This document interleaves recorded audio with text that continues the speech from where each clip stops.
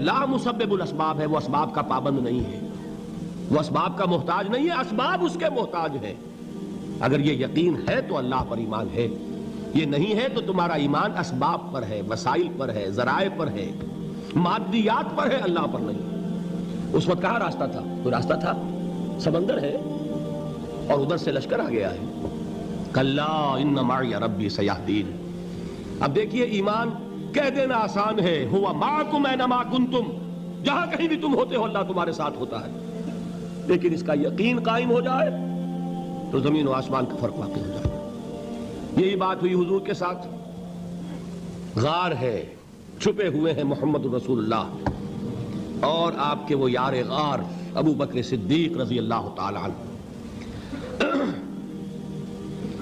اقبال نے حضرت ابو بکر کی شان میں چند اشعار کہے صرف، لیکن واقعہ یہ ہے کہ بھاری بھاری نظموں پر اور قصیدوں پر بھاری ہے، طویل ترین نظمیں اور قصیدے ہوں ان پر بھاری ہے۔ ہمتیں ابو بکر کی ہمت جو ہے، کشت ملت را جو ابر، جیسے بارش سے کھیتی اپجتی ہے، ابو بکر کی ہمت اور عظیمت اس امت کو اسی طرح سینچنے والی ہے۔ ثانیے اسلام و غار و بدر و قبر، وہ دوسرے تھے اسلام میں، دوسرے پہلے کون تھے؟ انا اول المومنین، حضور فرماتے ہیں سب سے پہلا ایمان لانے والا میں، دوسرے ابو بکر۔ ویسے ہمارے ہاں یہ چلتا ہے اختلاف، حضرت علی پہلے ہیں کہ حضرت ابو بکر پہلے ہیں، لیکن اس میں بڑی خوبصورت تطبیق قائم کی ہے علماء نے اور بہت صحیح ہے۔ چار کے بارے میں فیصلہ ہی مت کرو کہ کون پہلے ہے، ان کی ایک عجیب تقسیم کر دی ہے۔ آزاد مردوں میں، بالغ مردوں میں سب سے پہلے ابو بکر، بچوں میں سب سے پہلے علی، خواتین میں سب سے پہلے خدیجہ، اور غلاموں میں سب سے پہلے زید ابن حارثہ۔ بڑی پیاری تقسیم ہے، یہ چاروں ہی پہلے ہیں، ہر ایک کے لیے اولیت ہے۔ اور واقعہ یہ ہے کہ اگر زمانی اعتبار سے تعین ہوگا تو پہلے خدیجۃ الکبریٰ آئیں گی رضی اللہ تعالی عنہ، کسی اور سے بات کرنے کی نوبت بعد میں آ سکتی ہے، پہلے تو اہلیہ محترمہ سے بات ہوئی، آتے ہی پہلی وحی ہوئی ہے، ابھی تبلیغ کا حکم نہیں تھا۔ کس کو بتایا واقعہ؟ ابھی اپنی نبوت کی تبلیغ کا تو حکم ہی نہیں آیا۔ واقعہ کس کا ہے؟ وہ خدیجہ کا ہے۔ جب کہا ہے کہ خشیت علی نفسی، مجھے اپنی جان کا اندیشہ ہے، تو کیا جواب دیا خدیجہ نے رضی اللہ تعالی عنہا؟ وہ صدیقۃ الکبریٰ ہے، صدیقات جو ہیں خواتین ان میں چوٹی پر خدیجۃ الکبریٰ ہے رضی اللہ تعالی عنہ، اور صدیق جو مرد ہیں ان میں صدیق اکبر ہے ابو بکر صدیق رضی اللہ تعالی عنہ، لیکن صدیقات میں چوٹی پر۔ جب حضور نے فرمایا خشیت علی نفسی، کیا فرمایا؟ کیا عرض کیا؟ کیسے تسلی دی؟ نہیں نہیں، اللہ آپ کو ضائع نہیں کرے گا، آپ غریبوں کے ہمدرد ہیں، آپ مساکین کے تکالیف رفع کرنے والے ہیں، آپ بیواؤں کی سرپرستی کرتے ہیں، آپ مسافروں کی خدمت کرتے ہیں، اللہ آپ کو ضائع نہیں کرے گا۔ یہ یقین ہے اس خاتون کے اندر۔ خیر وہ ایک علیحدہ بات ہو جائے گی۔ میرے دل پر حضرت خدیجہ رضی اللہ تعالیٰ عنہ کی شخصیت کا بڑا گہرا نقش ہے، جو وہ کوئی اور ہی وقت اور موقع ہوا تو بیان ہوگا۔ بہرحال اقبال نے ایک مصرے میں جو چار اولیتیں جمع کر دی ہیں، ہمتیں کشت امت را چو ابر، ثانی اسلام و غار و بدر و قبر۔ اسلام میں حضور کے بعد پہلے کون؟ ابو بکر۔ غار میں حضور کے ساتھ کون؟ ابو بکر۔ بدر کی رات اللہ کا رسول سر بسجود، وہ جھاڑ، وہ گھاس پھوس کی جو جھوپڑی بنائی گئی تھی، اور وہاں تلوار ننگی لے کر پہرا دینے والا کون؟ ابو بکر۔ اور اس حجرہ عائشہ میں محمد کے بعد سب سے پہلے دفن ہونے والا کون؟ ابو بکر رضی اللہ تعالی عنہ صلی اللہ علیہ وسلم۔ وہ جو معاملہ میں سنا رہا تھا غار ثور کا، حضرت ابو بکر بھی حضور کے خیال سے لرز گئے ہیں۔ آپ کو یاد ہوگا کہ جا کر پہلے تمام جتنے سوراخ تھے انہیں بند کیا ہے، ایک سوراخ رہ گیا تھا جس کو بند کرنے کے لیے کوئی کپڑا نہیں تھا، وہاں اپنی ایڑی رکھی ہے، تب کہا ہے حضور سے تشریف لائیے، اور اپنے زانو پر حضور کو لٹایا ہے، اور وہاں کسی موذی جانور نے کاٹا ہے، حضور کی آنکھ لگ گئی تھی، اس وقت اس بل کے اندر جو بھی بچھو ہے کیا ہے واللہ عالم اس نے کاٹا ہے، اس کی تکلیف کی وجہ سے ابو بکر کی آنکھوں سے آنسو ٹپک گئے، حضور کے چہرے مبارک پر پڑے ہیں تو حضور جاگے ہیں معاملہ کیا ہے، ایڑی نہیں ہٹائی وہاں سے، مبادا وہ جانور وہاں سے نکل کر محمد الرسول اللہ کو کوئی گزن پہنچا دے، ابو بکر کی ایڑی ہے، جس طرح چاہے کھا لے، ختم کر دے، جان نکل جائے تب کوئی آنچ آئے محمد پر تو آئے، لیکن جیتے جی نہیں، وہ ہے ابو بکر۔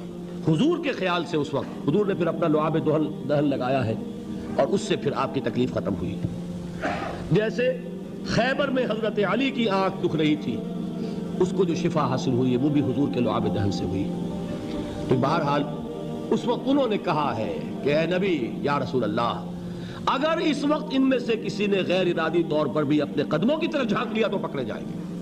کیا جواب تھا اللہ کے رسول کا؟ لا تحزن ان اللہ معنا، اللہ ہمارے ساتھ سے، کیوں گھبراتے ہو ابو بکر؟ یہ ہے ایمان باللہ، میرا مالک اللہ، میرا رازق اللہ، میرا محافظ اللہ، میرا مددگار اللہ، میرا پشت پناہ اللہ، میرا دوست اللہ۔ یہ دوستی ہے اللہ کی جو لب لباب ہے، حاصل ہے ایمان کا، اسی کا نام ولایت ہے۔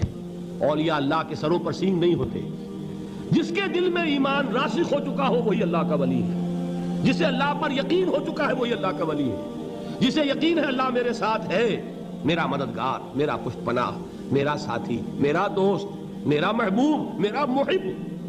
اللہ اہل ایمان سے محبت کرتا ہے، واللہ یحب الصادقین، ان اللہ یحب الذین یقاتلون فی سبیلہ صفا کانہم بنیان مرصوص۔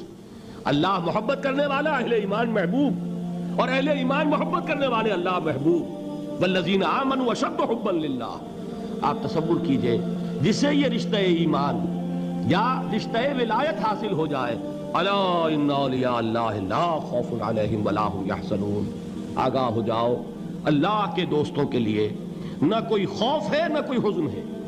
اور میں بیان کر چکا تھا خوف اور حزن کے خاتمے ہی کا نام امن ہے، زوال خوف، زوال حزن۔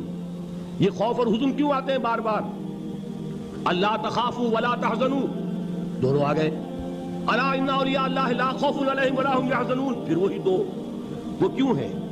خوف ہوتا ہے کسی مستقبل کی بات کا، یہ نہ ہو جائے، وہ نہ ہو جائے، یہ نقصان نہ پہنچ جائے، یہ تکلیف نہ ہو، یہ گزن نہ آ جائے، خوف ہے مستقبل سے۔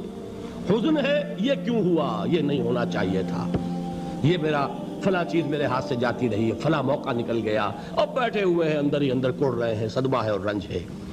اور جو اللہ پر ایمان رکھتا ہے وہ جانتا ہے ما اصاب من مصیبت فی الارض ولا فی انفسکم الا فی کتاب من قبل ان نبرأها ان ذلک علی اللہ یسیر لکی لا تعصوا علی ما فاتکم ولا تفرحوا بما آتاکم واللہ لا يحب کل مختال فخور۔ اس زمین میں یا تمہاری جانوں میں کوئی تکلیف، کوئی مصیبت نہیں آ سکتی سوائے اس کے کہ جو اللہ نے لکھ دی ہو، اس سے پہلے کہ وہ ظاہر ہو۔ جس کو یہ حقیقت معلوم ہو گئی اس کو یہ طرز عمل اختیار کرنا چاہیے، جو چیز چھن جائے، جاتی رہے، چھوٹ جائے، اس پر افسوس نہ کرو۔ کس نے چھینی؟ دوست نے۔ دوست کے فیصلے پر شکایت، دوستی کو بٹا لگا رہے ہو، سرے تسلیم خم ہے جو مزاج یار میں آئے۔ اگر دوستی ہے تو پھر تو تمہیں گردن جھکانی چاہیے کہ ہر چہ ساقی ماریخ عین الطافست، جو بھی میرا ساقی میرے پیالے میں ڈال دے اس کا کرم ہے، جو اس کی طرف سے آئے اس پر کوئی رنج نہیں، کوئی صدمہ نہیں، کوئی غم نہیں، کوئی شکایت نہیں، کوئی شکوہ نہیں، اور جو ہوگا وہ اس کے اذن کے بغیر نہیں ہوگا، اور اس کا اذن ہوگا تو یقیناً میرے لیے خیر ہی خیر ہے، چاہے وہ ناگوار شے ہو، بظاہر مجھے اچھی نہ لگ رہی ہو، میری شارٹ سائٹڈنس میں مجھے وہ نظر آ رہی ہے کہ میرے لیے بری ہے، لیکن قرآن نے کہا ہے عسیٰ ان تکرہوا شیئا وہو خیر لکم وعسیٰ ان تحبوا شیئا وہو شر لکم واللہ یعلم وانتم لا تعلمون۔ ہو سکتا ہے تم کسی چیز کو ناپسند کرو درحال ہے کہ اسی میں تمہارا خیر ہو، اور ہو سکتا ہے تم کسی چیز کو پسند کرو درحال ہے کہ اس میں تمہارا شر ہو۔ اللہ جانتا ہے، تم نہیں جانتے۔ جب مجھے یہ بات معلوم ہو گئی میں نے اپنا معاملہ اللہ کے حوالے کیا، سپردم بے تو مایا خیش را تو دانی حساب کم و بیش را، اے رب جو تو چاہتا ہے وہ ہو، تیرے علم میں جو شے میرے لیے خیر ہے وہ ہو جائے، میری کوئی پسند نہیں، میری کوئی چاہت نہیں، یہ ہے راضی برضائے رب۔ اکبر الہآبادی نے اسے کہا ہے رضائے حق پہ راضی رہ، یہ حرف آرزو کیسا، خدا خالق، خدا مالک، خدا کا حکم تو کیسا؟ جب میں آ گیا بیچ میں، میری پسند، میری مرضی، میری خواہش، میری چاہت، یہی تو شرک ہے۔ ما شاء اللہ کان وما لم یشاء لم یکن، جو اللہ نے چاہا وہ ہوا، جو اس نے نہیں چاہا نہیں ہوا۔ اختیار اس کا ہے، میرا تو نہیں۔ رضائے حق پہ راضی رہے، یہ حرف آرزو کیسا؟ خدا خالق، خدا مالک، خدا کا حکم تو کیسا؟ اقبال نے اسے کہا ہے فارسی میں، اب آپ کہیں اس کا ترجمہ بھی کرو تو وہ مجھے ذرا اس وقت کچھ بہت ہی بدذوقی کسی بات نظر آئے گی۔ جائیے پوچھئے کسی سے جسے فارسی آتی ہو۔ برو کشید ز پیچا کے ہست بود مرا، چوک دہا کے مقام رضا کشود مرا۔ مجھے تو تمام پیچ و خم سے نکال دیا اس مقام رضا نے۔ میں راضی برضائے رب ہوں، جو فیصلہ اس کا میں اس پر راضی۔ تو کہاں کا حزن اور کس کا خوف؟ یہی زوال حزن اور زوال خوف، یہی ہے امن، یہ نتیجہ ہے ایمان کا۔ تو جان لیجئے یہ ہے لب لباب، یہ ہے حاصل ایمان کا۔ یہ ہے تو ایمان ہے، یہ نہیں ہے تو ایمان نہیں۔